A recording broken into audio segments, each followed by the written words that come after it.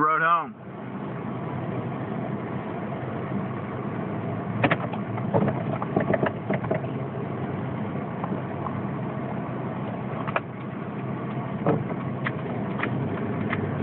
So I've been looking at this Dorner thing, California.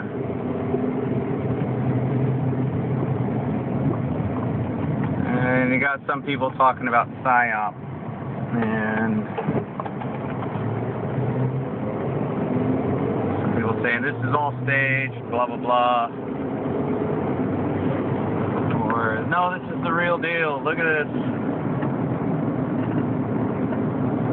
And all I see are shades of Waco.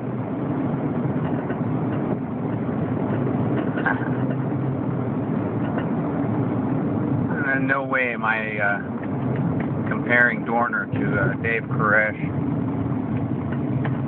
Talking about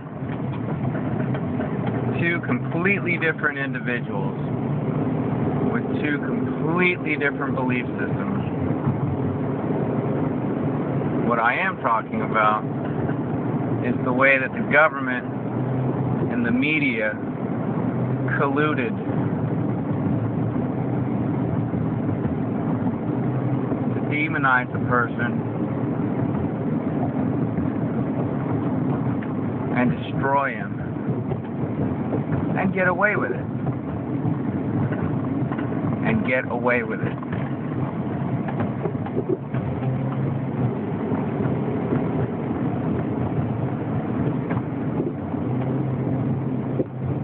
Burning a man alive. That's military strategy. That's burning a group of people alive in a building. That's a military strategy. It has happened all throughout history. Just ask the Jews who burned alive in their synagogue in Europe before the right of return was granted.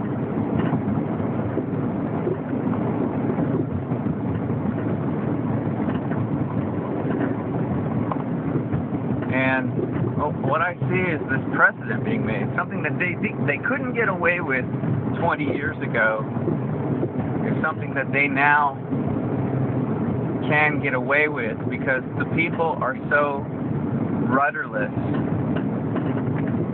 and with no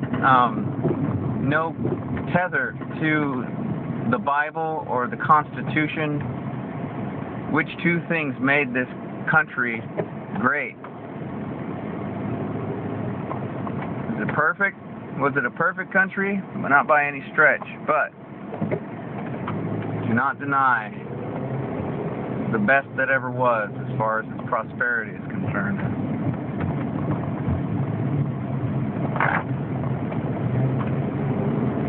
That's the Dave Koresh. Now, you know,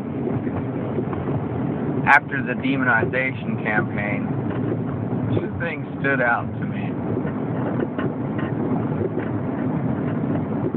The man was a religious nut.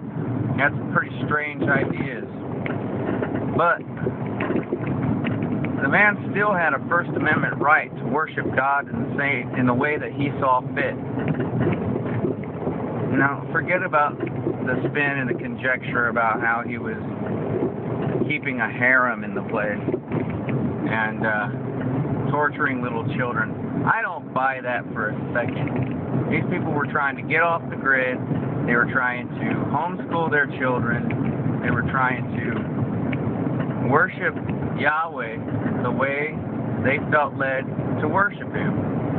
And they had a strong belief in the Second Amendment, the right to keep and to bear arms. These are the two main things that the ATF and the other alphabet soup bureaucracies saw fit to single him out on.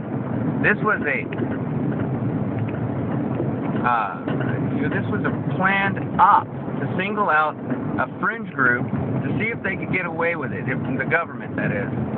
If they could get away with doing it to those people, they could get away with doing it to anybody if the conditions were right.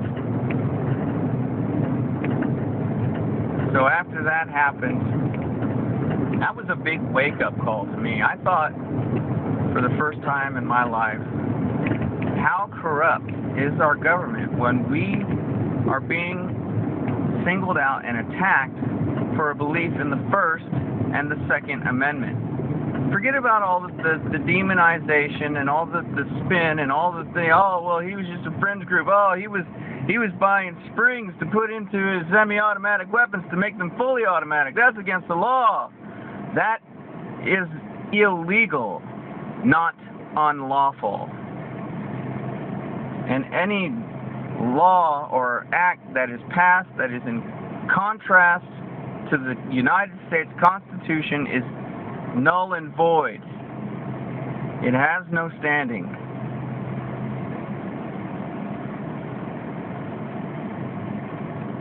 And it failed. It blew up in their faces. That's why they had to pull the McVeigh thing with the Oklahoma City bombing.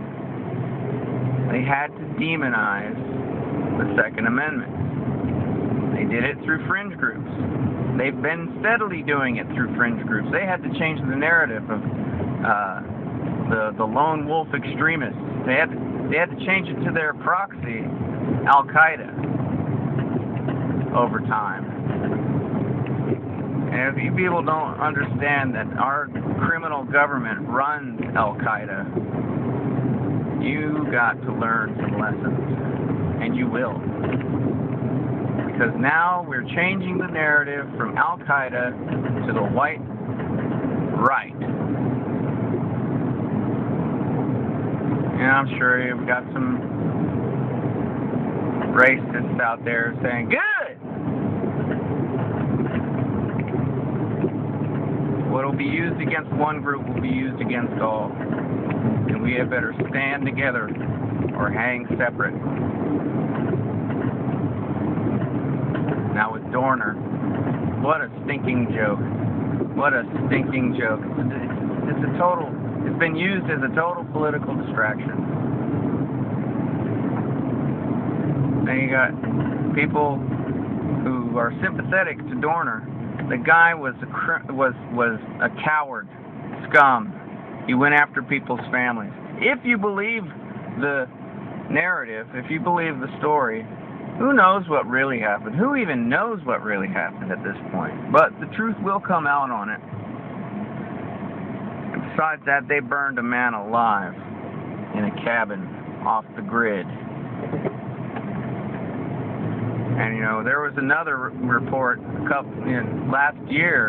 late last year, about an old man who was burned alive in his house because the local government wanted his house for Agenda 21 purposes. A chicken farmer. They burned him alive in his house and said he committed suicide. If you believe that, then there's no hope for your dumbass. So we're going to see a lot more of these incidents of people getting burned alive in their house because it's a military operation. And the American public have been declared the enemy of the state. And you'd better get used to that idea real fast, because this out-of-control government is declared war on the public. And a war they're going to get, because they're ready to stick their hand in the badger hole.